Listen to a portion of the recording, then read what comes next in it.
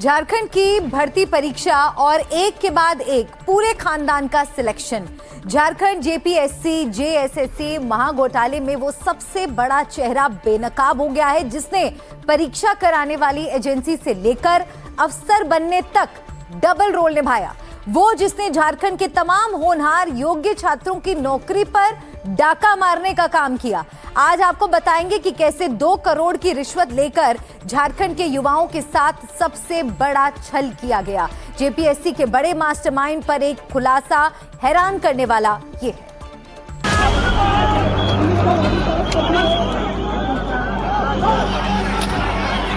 ये देखिए, शस्त्रों के इसके गोले छोड़े जा रहे हैं।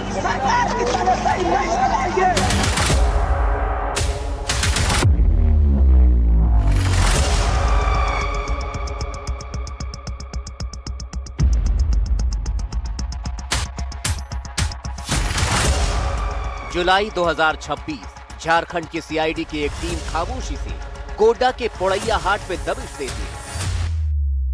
वहां बतौर प्रखंड आपूर्ति पदाधिकारी यानी बीएसओ के पद पर तैनात अभय कुमार तिवारी को हिरासत में लिया जाता है। लेकिन जैसे ही पूछताछ की परतें खुलती हैं, सीआईडी के अधिकारियों के होश उड़ जाते हैं। समूचे झारखंड प्रोटेस्ट में अगर कोई सबसे ज्यादा नाम सुर्खियों में है तो वो यही है, अभय कुमार तिवारी। अभय तिवारी कोई आम सरकारी कर्मचारी नहीं था। आरोप है कि इस पूरे खेल में ये डबल रोल निभा रहा था। पहला रोल, सरकारी अफसर बनने से पहले वो टीडीपीएल नाम की उस निजी एजेंसी में मार्केटिंग मैनेजर था, जिसे 14वीं जेपीएससी सिविल सेवा परीक्षा कराने का ठेका मिला था। दूसरा रोल, परीक्षा कराने वाली एजेंसी के अंदर बैठकर उससे खुद जेएसएससी सीजीएल की परीक्षा दी और बीएसओ में रैंक 1 हासिल की। इसकी काबिलियत और इम्तिहान पास कराने की लगन बड़े बड़ों को चकरा दी। जनाब ने पिछले 13 सालों में 12 सरकारी नौकरियां पास की। कमाल की एबिलिटी थी। दरोगा, नेवी, पीएआरसी, शिक्षक, जेपीएससी की कई परीक्षाएं, टैलेंट या सेटिंग। जब तक वो एजेंसी में था, परीक्षा का पर्चा इसके हाथ में होता था और जब परीक्षा खत्म हुई तो वो खुद अफसर बनकर कुर्सी पर बैठ गया। ऐसे आरोप। लेकिन सरकारी नौकरी में अभय की कहानी यहीं खत्म नहीं होती। असली बवंडर तब उठा जब सड़कों पर उतरे छात्रों ने एक पोस्टर जारी किया। ये देखिए, इस पोस्टर में अभय तिवारी के पूरे नातेदार रिश्तेदारों की सरकारी नौकरी को सवालों के घेरे में ला दिया है। इस लिस्ट में अभय तिवारी के पूरे कुनबे का नाम है। केस में क्या हुआ कि हाईकोर्ट को बरगला करके साक्ष्य छिपा करके हम लोग को केस हरा दिया गया। लेकिन जनवरी में एक इंसान होते हैं कर्नाटका से, एल ख्यांगते, जेपीएससी के अध्यक्ष को एक लेटर लिखते हैं और उसमें ये मेंशन करते हैं कि टीडीपीएल कंपनी जेपीएससी 14th का एग्जाम ले रही है और टीडीपीएल का जो वर्किंग मैनेजर है वो अभय तिवारी है उर्फ मनोज तिवारी, जो कि जेएसएससी सीजीएल में सिलेक्टेड है बीएसओ के पोस्ट रैंक 2 में। वो रैंक 2 हासिल करता है। वो अन्य एग्जाम भी निकाला हुआ, उनकी पत्नी, ये पूरा साक्ष्य दिया था, उनकी पत्नी, उनका भाई, सब लोग सिलेक्टेड है। लेकिन एल ख्यांगते सर को इससे कोई फर्क नहीं पड़ता है या कोई इस पर कोई कार्रवाई नहीं होती। उन्होंने खुद भी एग्जाम निकाला और बहुत देखिए दिलचस्प ये है कि उन्होंने खुद भी एग्जाम निकाला और उन्होंने झारखंड के 6 एग्जामिनेशन को निकाला, 6, और सब में टॉप किया उन्होंने। उसके बाद उनकी पत्नी भी सारे एग्जाम्स निकालती हैं। उसके बाद उनके 2 साले भी एग्जाम निकालते हैं। गौर से देखिए इस लिस्ट में। अभय खुद बीएसओ बना, उसका साला, भाई, भाभी, सुषमा कुमारी जो विजिलेंस विभाग में तैनात है और साली, सब के सब बीएसओ के पद पर चयनित है। ये पोस्टर में लगाए गए आरोप। लेकिन रिश्तेदारी में सरकारी नौकरी वाली डोर यहीं नहीं रुकी। ममेरा भाई उपेंद्र मिश्रा बीएसओ रैंक 51, चाचा के साढ़ू का बेटा तेज नारायण पंडित बीएसओ रैंक 68, मौसा के भाई का बेटा बापी कुमार मिश्रा बीएसओ रैंक 124, साले का मौसेरा भाई विक्रम पांडे बीएसओ रैंक 127, बहनोई का भतीजा सुमित कुमार तिवारी बीएसओ रैंक 143। साला, भाई, भाभी, साली, ममेरा भाई, साड़ू का बेटा, मौसेरे भाई का रिश्तेदार। क्या भारत के किसी भी राज्य में एक ही परिवार और दूर दराज के 10-10 रिश्तेदारों का एक ही परीक्षा में एक ही पद पर सिलेक्शन होना महज इत्तेफाक नहीं है? यही सवाल अब सीआईडी और अदालत के सामने खड़े। सूत्रों के मुताबिक सीआईडी की कस्टडी में जब अभय तिवारी से पूछताछ शुरू हुई तो उसने जो कबूलनामा दिया उसने प्रशासनिक गलियारों में हड़कंप मचा दिया। अभय ने खुलासा किया है कि टीडीपीएल कंपनी को जेपीएससी परीक्षा आयोजित कराने का ठेका दिलाने के एवज में तत्कालीन जेपीएससी अध्यक्ष एल ख्यांगते को करीब 2 करोड़ रुपए दिए गए थे। इस मामले में एल खियांगते की गिरफ्तारी भी हो चुकी है। इतना ही नहीं, अभय तिवारी ने परीक्षाओं में पास कराने का पूरा रेट कार्ड भी उगला। प्रारंभिक परीक्षा 5 लाख, मुख्य परीक्षा 10 लाख, फाइनल सिलेक्शन 40 लाख से 60 लाख में, जितने में सौदा तय हो जाए। सूत्रों के मुताबिक अभय ने पूछताछ में बताया कि 14वीं जेपीएससी परीक्षा में 100 से ज्यादा और जेपीएससी बैकलॉग परीक्षा में 50 से ज्यादा अभ्यर्थियों को पैसे लेकर पास कराए गए। पूछताछ में सीनियर आईएएस अधिकारी मनीष रंजन का नाम भी सामने आया है, जिनके घर टीडीपीएल के लोगों की आवाजाही थी। हालांकि अभय ने स्पष्ट किया कि उसने ये जानकारी कंपनी के लोगों के बातचीत के आधार पर दी है, जिसकी आधिकारिक पुष्टि होना अभी बाकी है। सेटिंग का ये धंधा चलाने के लिए अभय ने एक पूरा होटल लीज पर ले रखा था, जहां से कागजी हेरफेर और पैसों की डील होती थी। वो तो गनीमत रही कि इस पूरी साजिश की जानकारी राज्यपाल तक पहुंच गई और उसी के बाद सीआईडी एक्शन में आ गई।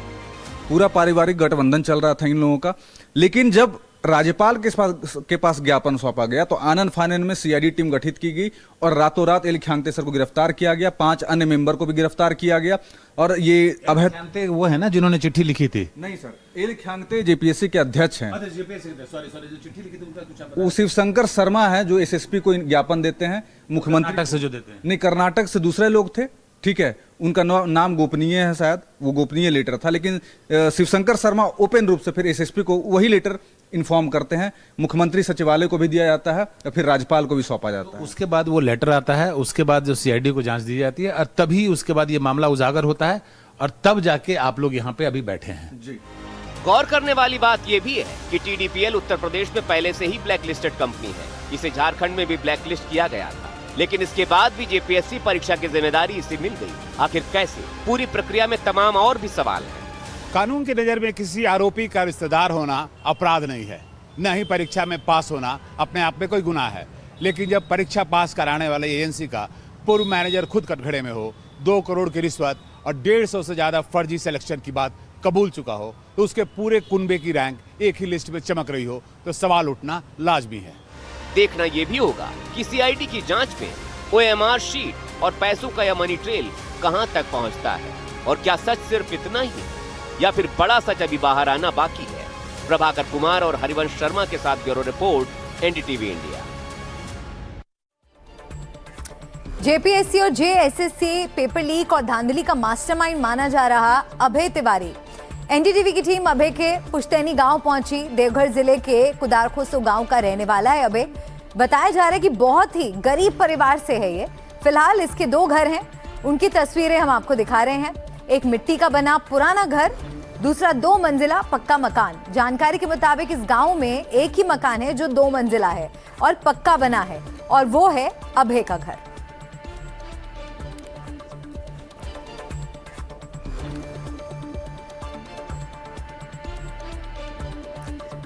और झारखंड में छात्रों और युवाओं का आंदोलन 19वें दिन भी जारी है। और इस बीच जो तस्वीरें सामने आ रही हैं, अभय तिवारी से जुड़ी जो जानकारियां सामने आ रही हैं, हमने अजय तिवारी की मां से भी बात की। अभय तिवारी की मां का क्या कहना है, आइए सुनते हैं। हम लोग एक साधारण परिवार हैं, गरीब महिला है बाबू, पढ़ी लिखी नहीं है। मेरा बच्चा बहुत मेहनती था, बहुत मेहनत किया था। बाबू मेरा आते थे स्कूल से, पानी पी के फिर पढ़ने बैठ जाता था। बहुत मेहनती था बाबू। वही हम भी सुन रहे हैं बाबू, जो सुना रहे हैं सही। हम तो सुने नहीं है कुछ, नहीं किसी से पूछे हैं। मेरा बेटा जॉब करता है, वो हमको पता है। जो जाने दो, मेहनती वाला लड़का को सफल हुआ है। आज थोड़े दिन के बाद सुने जो बेटा को पकड़ा गया है। तो आंदोलन अब भी जारी है और मंगलवार को सीएम हेमंत सोरेन ने विधानसभा में कहा कि 3 परीक्षाएं रद्द कर दी गई हैं, लेकिन आंदोलनकारी छात्रों का कहना है कि सीबीआई की जांच जरूरी है। मंगलवार देर रात प्रशासनिक अमला भी बात करने पहुंचा, लेकिन छात्र मानने को तैयार नहीं।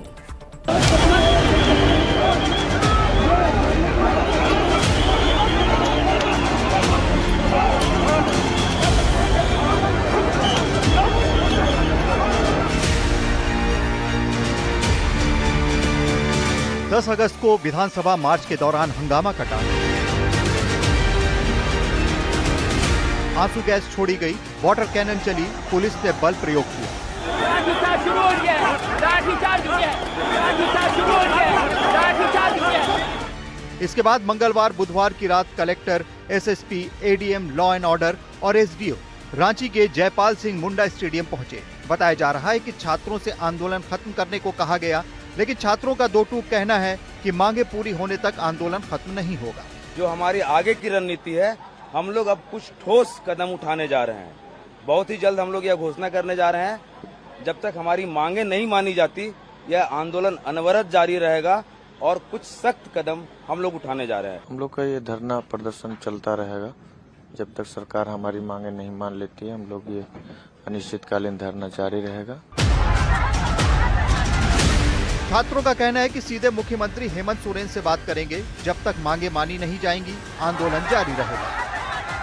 जी, उन्होंने अभी सीबीआई पर कुछ नहीं बोली है और हम लोगों का मुख्य मांग पहले से तय था कि रिफॉर्म लाना है, सीबीआई जांच करना है और जितने भी टीडीपीएल द्वारा कंपनी द्वारा एग्ज़ाम लिया गया उसको रद्द करना है। जो मेन मुद्दा था कि सीबीआई जांच, लेकिन उन्होंने इसी पे कोई टिप्पणी नहीं किया है।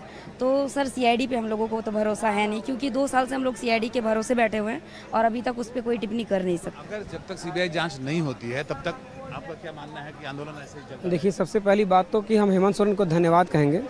कारण क्या है कि छात्रों के आंदोलन के दबाव के कारण ही जो हमारे मुख्य मुद्दे थे उनमें से कुछ मुद्दों पे तो सहमति बनी, लेकिन साथ ही साथ हम यह भी बताना चाहेंगे कि हेमंत सोरेन, आप पहले हमारे राज्य के मुख्यमंत्री हैं, आप पहले ये बताइए कि राज्य के जो छात्र हैं वो सीआईडी जैसी एजेंसियों पे भरोसा क्यों करें?